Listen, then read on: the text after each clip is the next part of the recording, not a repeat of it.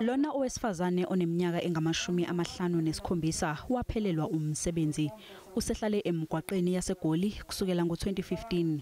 Selokhu kwaqala i-lockdown leli bese kuyikhaya lakhe. Yena nabanye okwamanje basagcinwe kulesi sikhungo ukuze bavikeleke ku-COVID-19.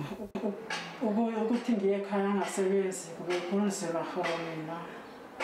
Babona ukuthi ngcono ngihlale khona la eJohannesburg.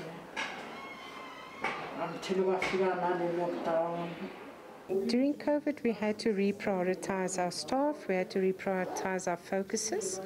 MACE works in a broad variety of services, so of course our after-school centres and our preschools had to close, and we had to then reopen extra homeless shelters.